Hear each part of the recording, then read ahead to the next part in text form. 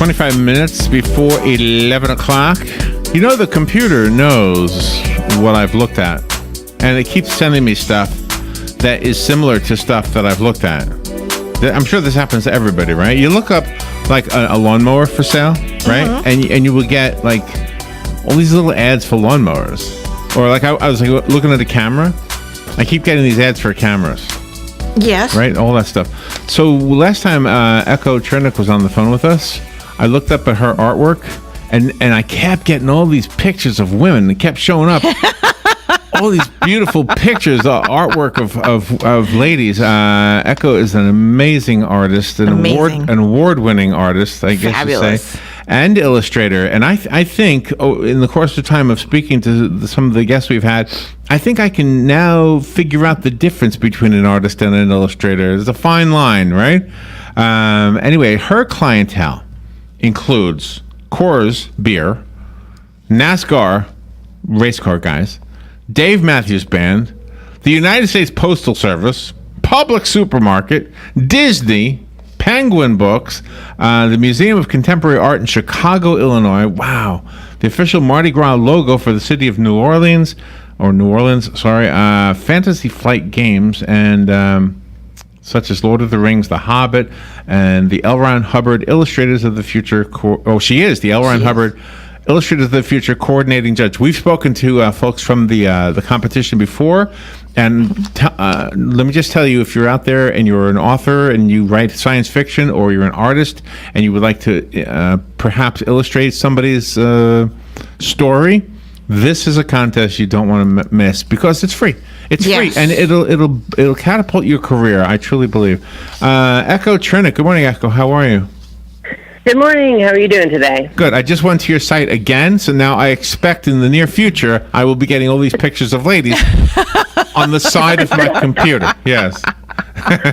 Probably. Well, it's better than pictures of lawnmowers, I guess. Absolutely. Yeah, right. Oh, no question about it.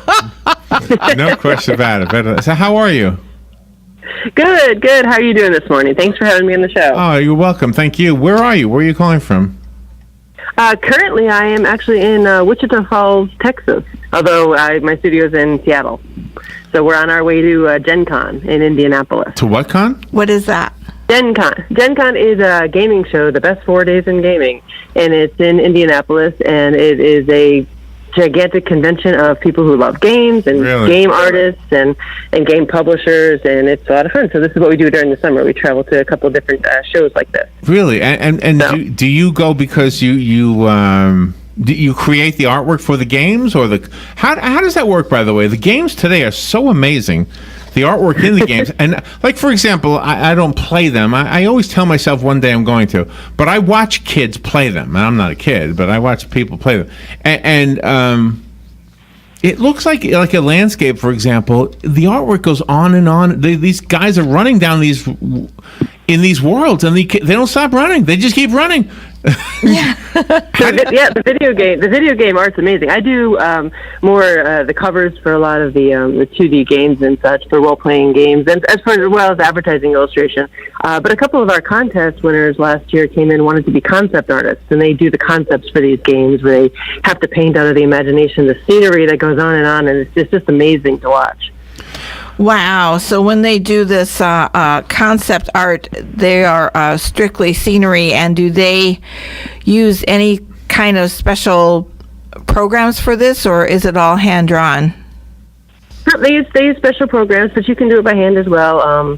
But nowadays they usually use different computer programs.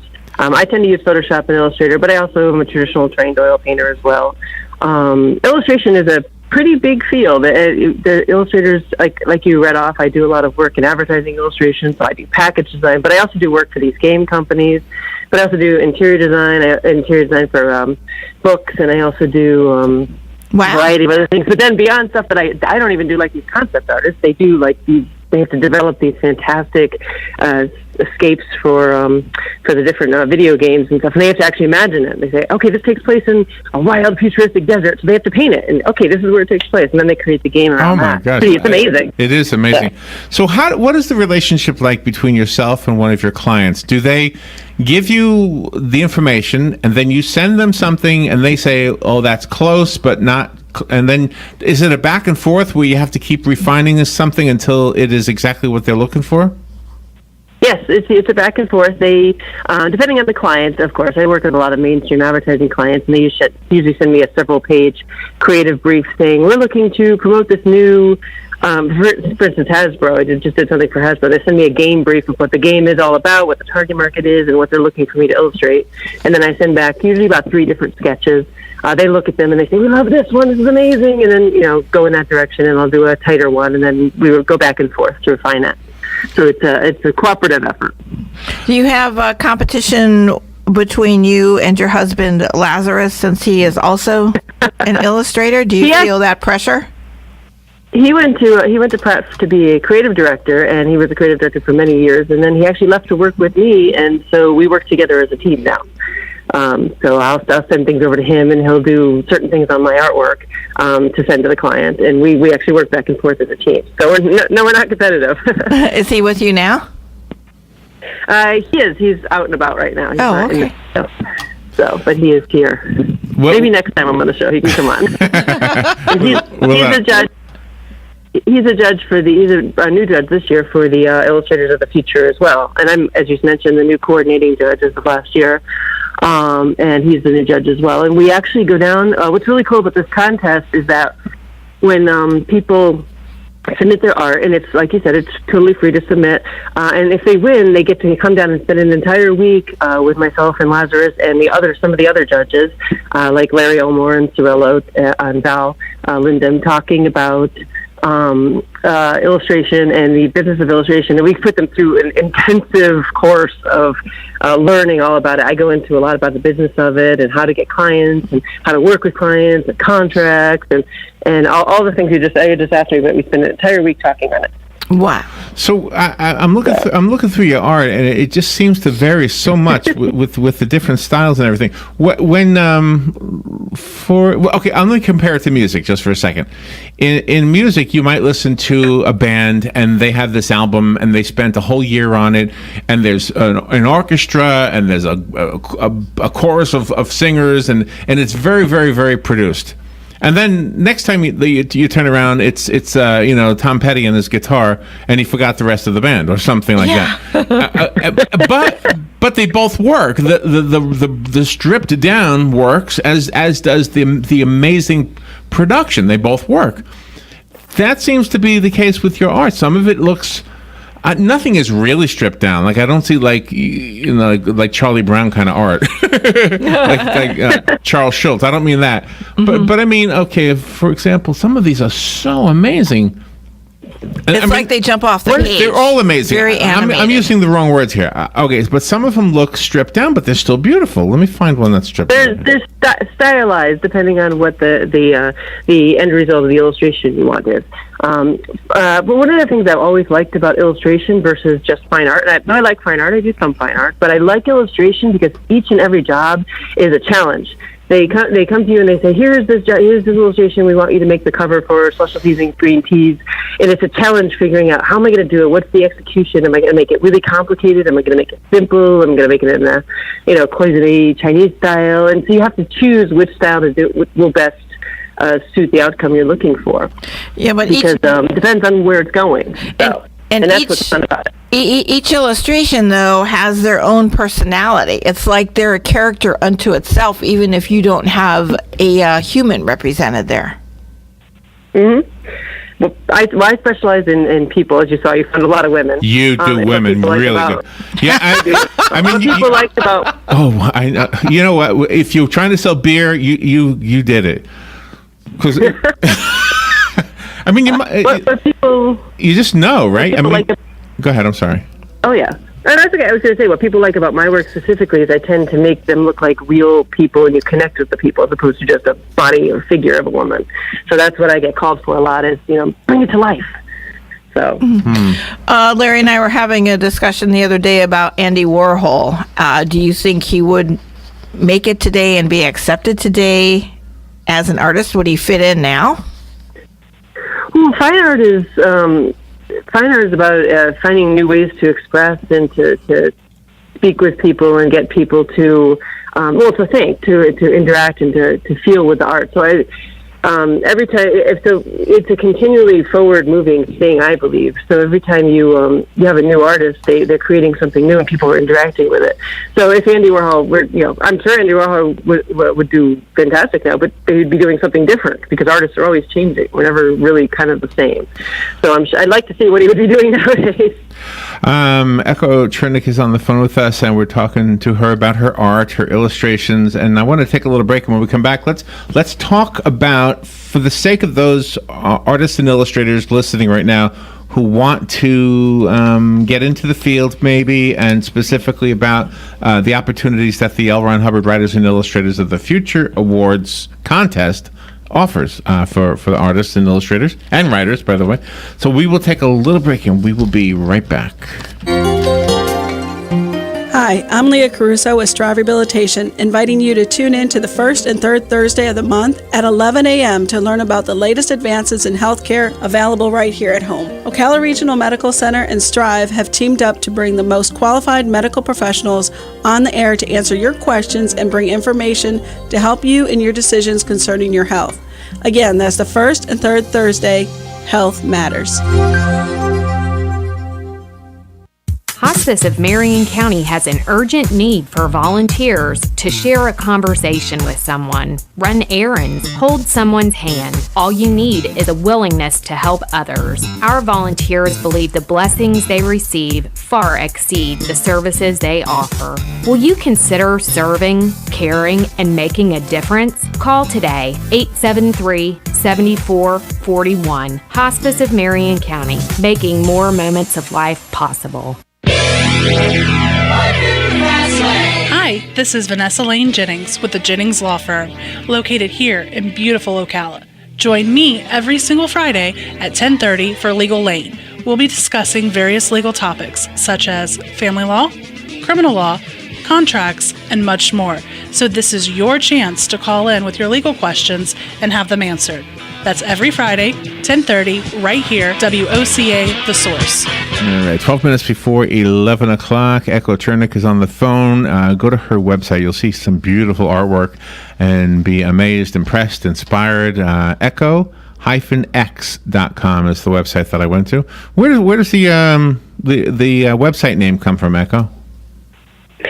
Actually, it came from my I also have the website echochernik.com, but the EchoX website came from my days as being a programmer in the early days of the internet. So the X is actually a variable. It's echo hyphen. I can do several different types of illustration. So for those of you that program, you'll know what a variable is. Okay. EchoChernik.com is the other one, though. Okay, I'm going to go to that one now. Yep. All right, so we've had plenty of authors on the show, and I want to specifically talk about children's book authors who always have illustrators. Well, sometimes they are the illustrators, but most of the time they have a different one. And then we've had the opportunity to speak to the illustrators. And both the author and the illustrator will often say that the publisher wanted to see the rough draft, not the finished product. Does that happen for you too? Do you always get, don't send me anything finished, just give me a rough draft? Do you get that? Oh, yes. I usually have to send over an in-progress piece so that they can make sure it's going in the direction that they want. And sometimes it could change all the way up to the very end, but that's why communication is important with your client. Has it changed, like from the old days? An artist who was working on something who takes a long time to finish it back in the old days, before you could just take a digital picture and email it. Mm-hmm. I'm guessing you had to be close. You had to work near the publisher, so you could literally bring down the paper and show, or the canvas, whatever, and show what you're working on. You can mail them in, or you can, if you actually, they have gigantic scanners, you can scan oil paintings and such. But working digitally makes a lot more sense nowadays because you have to make changes at the last minute. For instance, if you do an oil painting and it's a woman with modeling a beer for advertising illustration or something, and you might say, "Hey, that looks great, but just change it from a blonde to a redhead because we want to use her in the fall." Well, if you do an oil painting, that's a lot more difficult than if you have a digital painting. You can actually change her to a redhead. If it's an oil painting, you have to repaint her entire hair. So digital is a lot easier.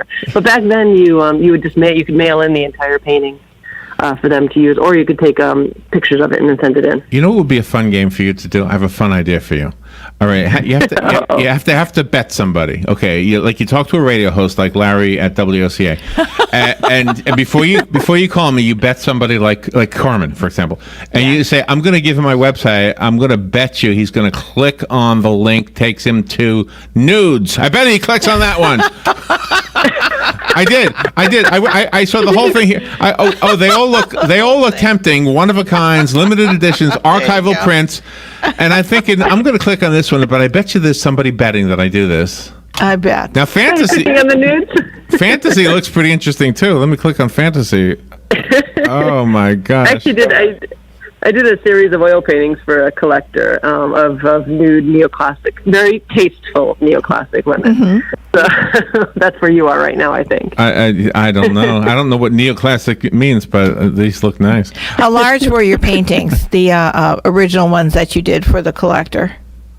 They're usually about 18 inches high by about 40 to 48 inches long. I paint medium-sized. Are there models, or do you just make these ladies up out of your mind? I shoot reference. I use my reference. Of course, each of the women, it's not just one photograph. I usually use about 10 or 12 different photographs to get her exactly the way I want her, and then do the drawing from the photo reference. Oh, my gosh. You're absolutely amazing. Everything looks so fresh. And all right. So animated or touchable. How do we even ask this question? Let's say somebody's out there, very talented artist. We have a really active art community here in Ocala. So I'm guessing we'll be speaking to a few people who are interested in this. How does that person get their work published or team up with a writer so they can illustrate a children's book, for example? How do they do that? Well, first of all, get your work online. The conventions, just like the one I'm going to at Gen Con, those are really good for meeting people as well. Get your portfolio online. That's important because it's always out there working for you. Entering the contest is a really good thing because the Illustrators of the Future and the Writers of the Future is a really good way for a young artist or an illustrator, a young artist or writer to get to possibly get published and to learn, as well as that if they win that entire week-long session of just information that gets thrown at them that really launches their career.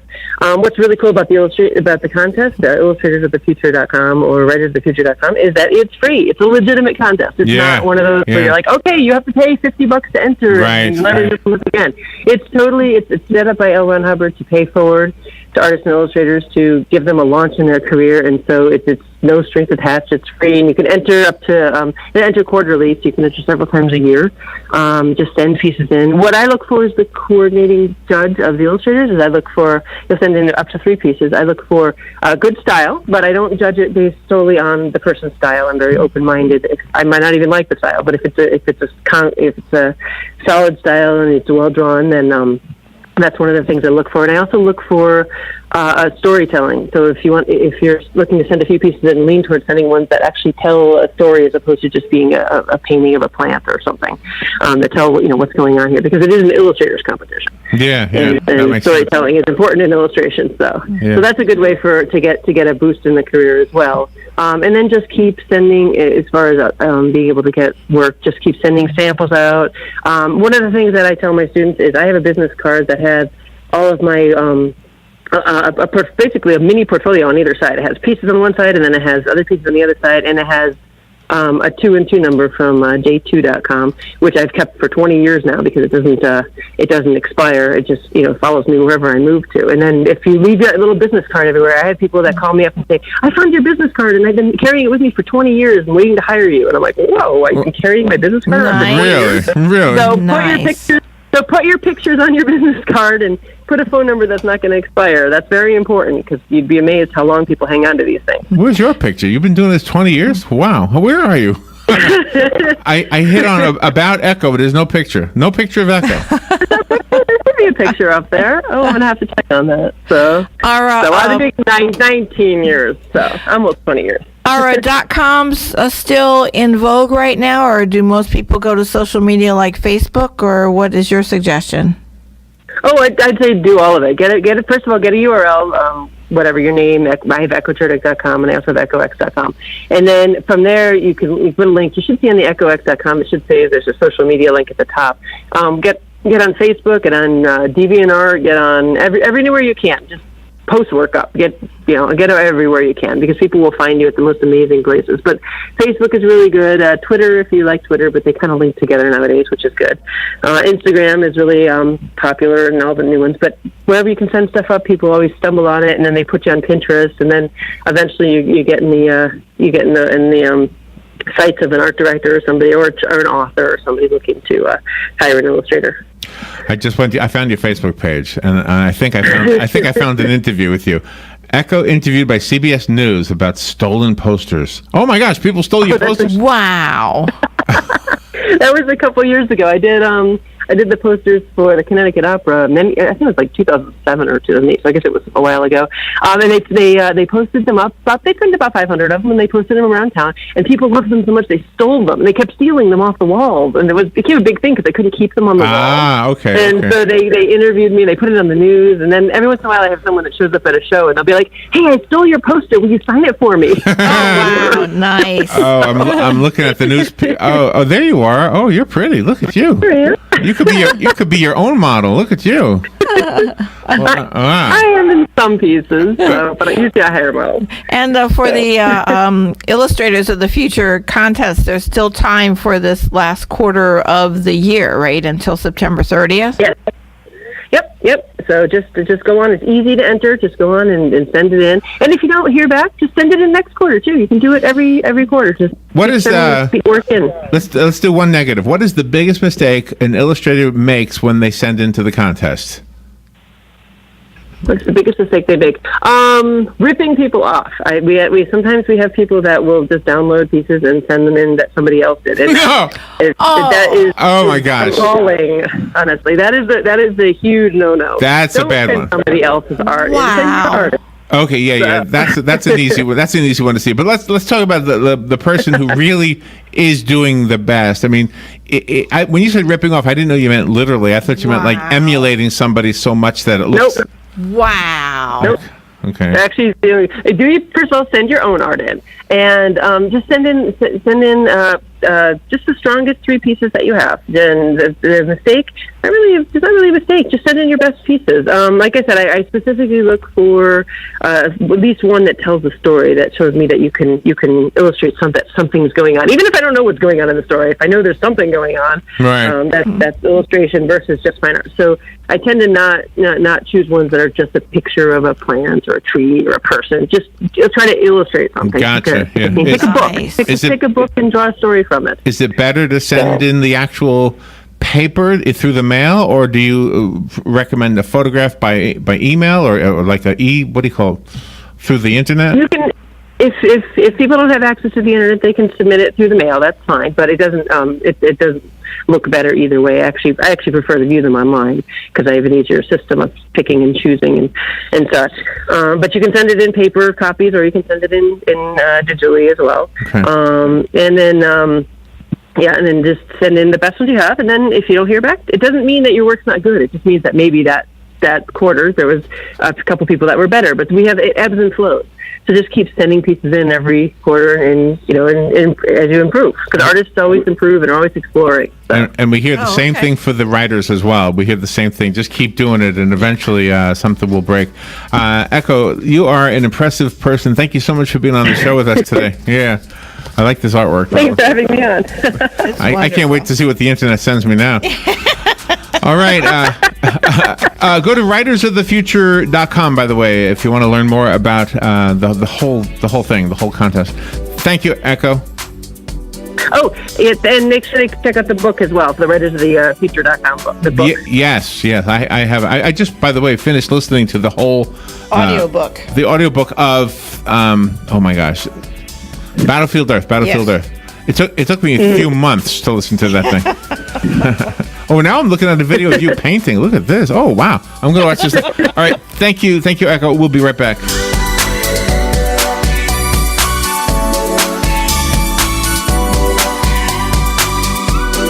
Broadcasting from the Paddock Mall Studios, this is WOCA, Ocala, Gainesville, The Villages, 1370 AM, 96.3 FM, The Source.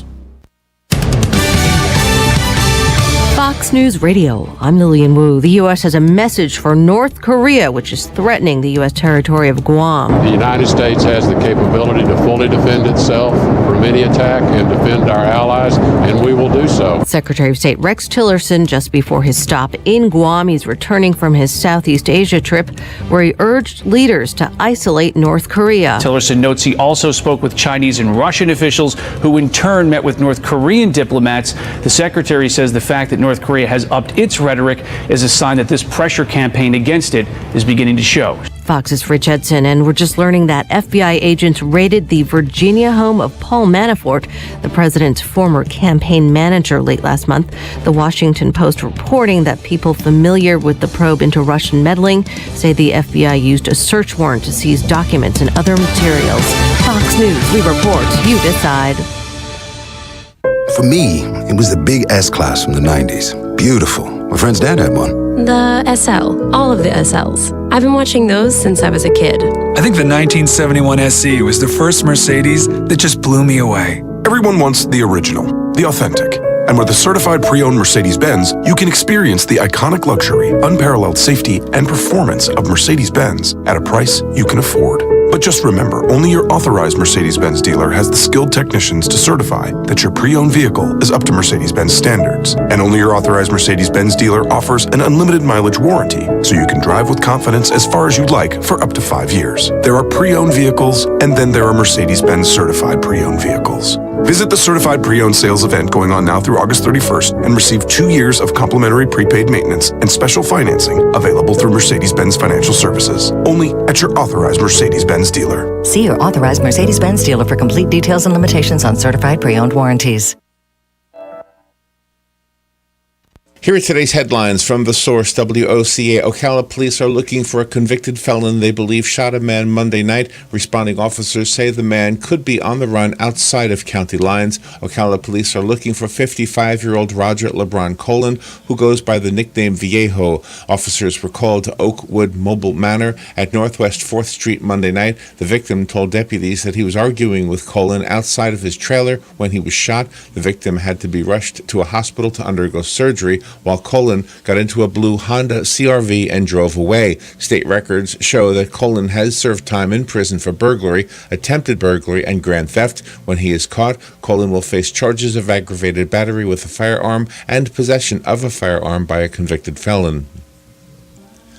Democrats are working to turn a Miami area Florida Senate special election into a referendum on President Trump's drive to repeal the Affordable Care Act, a calculation that, should it pay off, could form the basis of the party's broader strategy in 2018. Unlike several congressional special elections that have been held in Republican-leaning districts since the president took office in January, the contest in Florida Senate District 40 features a swing electorate divided almost evenly between Democrats, Republicans, and independents. Calling it a spotlight race that represents a barometer of voters' moods, the Democratic Legislative Campaign Committee has devoted $150,000 to electing Annette Taddeo, a former congressional candidate and the party's nominee for lieutenant governor in 2014.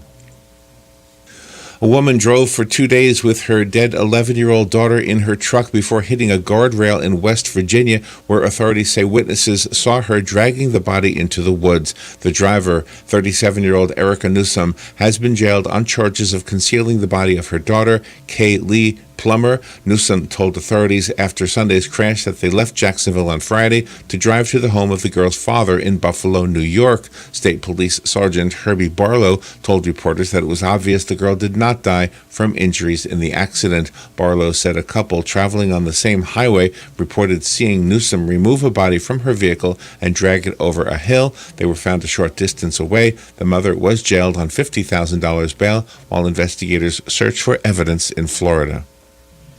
Florida historians yesterday unveiled items locked in a century-old time capsule that was discovered hidden in the base of a Confederate statue in June. Orlando's Historic Preservation Board discovered Confederate money, a letter from 1911, newspaper clippings, and other historic documents in the rusted metal box. The time capsule was discovered in June when officials moved the Johnny Reb statue at Lake Eola Park. Orlando Mayor Buddy Dyer announced plans to move the Confederate statue after an outcry from some residents. The statue was moved to Greenwood Cemetery, where a plot of land stands for Confederate soldiers. The items will be processed, categorized, and preserved for archival purposes. Revenue and income are up at Disney's parks worldwide for the last few months. According to the third quarter earnings report, Disney reported a 12% increase in revenues from 2016 in its parks and resorts division, along with an 18% increase in operating income. Disney said the performance of the domestic park division, Walt Disney World and Disneyland in California, along with the Disney Cruise Line, was comparable to 2016. Disney says the domestic resorts division had higher costs because of labor and inflation, increased operations support costs, new guest offerings, and because they had to dry dock the Disney Fantasy cruise ship. And those are the headlines from The Source, WOCA 96.3 FM and 1370 AM. The weather is brought to you by myfwc.com. Safe boating is no accident. On this Wednesday, times of sun and clouds. There can be a thunderstorm popping up this afternoon, mainly over the interior, the high 89 to 93. A shower or thunderstorm in spots Wednesday evening, then partly cloudy overnight. It'll stay dry near the coast, low 74 inland, upper 70s to near 80 at the coast. For tomorrow, times of sun and clouds with a thunderstorm in parts of the area in the afternoon, the high 89 to 93. From the Florida Weather Center, I'm meteorologist Joe Lundberg. Get it for less at the DIY Home Center outlet. Get top quality real wood cabinets the same or less than the big box stores are selling the cheap stuff. And that's not all. Drywall screws big box stores are $6.47 a pound. At DIY, only $4.99. Plus, DIY has the largest selection of mobile home parts and accessories anywhere. From carpet to doors, get the DIY supplies you need for less. The DIY Home Center outlet. We are your building material closeout store. 2191 Northwest 10th Street, just 2 miles east of I-75. All right, 7 minutes after 11 o'clock. Thank you for tuning in. Everybody is talking about the eclipse that is going to happen in on the 21st. Yep, the 21st. What day of the week is that? That's a Monday. That's a Monday. So yep, it's coming up. That's a week from this Monday then, right? Yep, 1 week coming Monday. 1 week from Monday. Okay. Yep. So if you're in Ocala, Florida, the eclipse here. Let's see. The partial eclipse will begin at 1:16 p.m. Oh, okay. The maximum amount of darkness will be at 2:48 p.m. So just being 12 minutes before 3 o'clock. Wow. It'll be the darkest it's going to be, and then it'll start to get brighter, and the eclipse ends at 4:12 p.m. that day. So it'll last 2 hours and 56 minutes and 1 second. How about that? Gosh, isn't that something? And here, the maximum amount of magnitude, whatever, the partial solar eclipse will be visible, 86.04% coverage of the sun. And there you go. Now, if you go to, let me see if I can move this little thing around. There's a little website called timeanddate.com/eclipse. It'll tell you all this stuff I'm talking about. Okay. So you put in another location. Let's say you're going to be in New York City that day, yep. right? So New York City, Robin. Nice. Let me find it here. New York. Okay, here we go. Okay. Where you're going to be, it's going to be a little bit brighter than where it's going to be here. Okay. You will have a 71% coverage of the sun. Oh, okay. 71% from the city. Alrighty. But if you are in South Carolina, the prime spot, I might add, that we learned. Yeah, Charleston, South Carolina, right? Mm-hmm. Yep. How do you spell Charleston? It's Arleston. Oh, come on, I don't see Charleston. South Carolina. South Carolina. Okay, I'm just going to South Carolina. All right, if you're in... let me just try Florence. I can't find Charleston. Okay, Florence will have a 99% coverage. Okay. Well, where's the 100%? Florence. Isn't like Oklahoma or something like that? Or Kansas, one of the... No. It's South Carolina. It's just that I'm having a hard time moving this thing around. Oh, okay. Come on, move around a little bit. All right, let me try it again. You can allow my location. It's asking me, do you want me to... Oh, now it took us back to Ocala. Okay, I knew that. I said Charleston. Is it Charleston? What is the city in South Carolina? I honestly cannot remember. Is it on your little thing? Yes, there? It's on that thing. Look at that thing. Okay. So Myrtle Beach, let me tell you, Myrtle Beach is 99%. Yep, Charleston, South Carolina, 2:47 Eastern Daylight Time. Okay, so there'll be 100% there? Yep. How come it doesn't show the path. Charleston, South Carolina? Oh, come on. It took me to Czechoslovakia. Don't do that. and anyway, so, all right. So if you want to look at the thing, first of all, the advice is to not look at it. You're not supposed to look up at the sun anytime. Columbia, South Carolina. Maybe that's what I wanted to know. Okay. Columbia. But that says Charleston, right? It does, right on the map. Yep. Columbia, South Carolina. Starts in Salem, Oregon, and exits Charleston, South Carolina. All right. Columbia, South Carolina has a 100% coverage of the sun. Okay. Oh, my gosh. There you go. There we go. All right. All right. So you need to get sunglasses that are specially made for this. I would say don't even do it, but there are recommendations. And this is from NASA. I'm sorry. Mm-hmm. NASA recommends that anyone who plans to view the eclipse should check the safety authenticity of viewing glasses to make sure they meet the following criteria for basic proper viewing, safety viewing. Okay. Now, keep in mind that people can counterfeit things, so I'm going to tell you how to get these things and make sure they're real.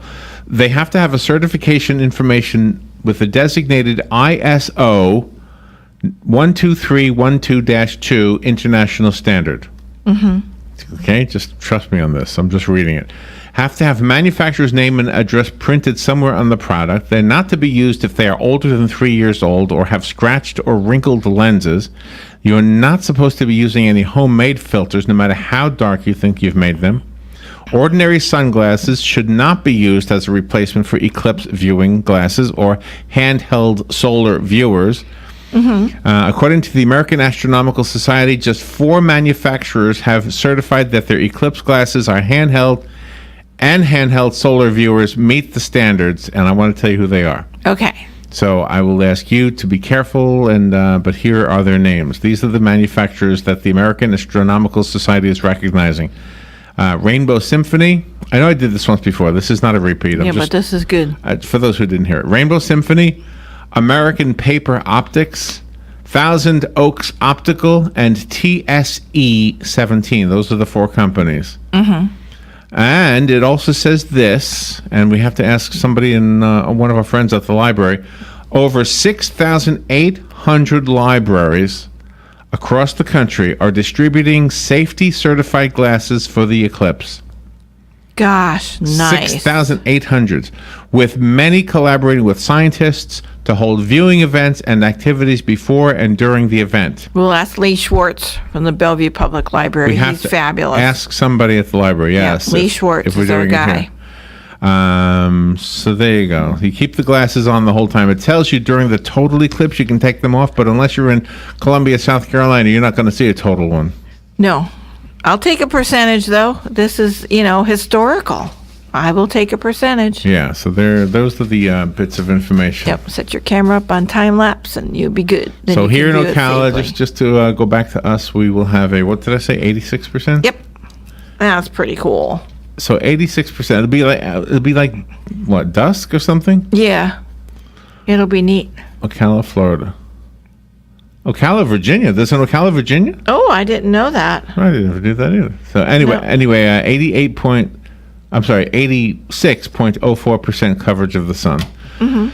All right, let's take a little break. What are we doing? Oh, we're talking about our hearing now. Yes, we are. Okay, we have Adnan Shanib coming on, the president of I Hear Medical. If you need a hearing aid, but you've not been able to get one because they are cost prohibitive, they're too expensive, wait till you hear this. We've got some to tell you about that are only a couple of $100. We'll be right back. The weather is brought to you by myfwc.com. Safe boating is no accident. On this Wednesday, times of sun and clouds, there can be a thunderstorm popping up this afternoon, mainly over the interior, the high 89 to 93.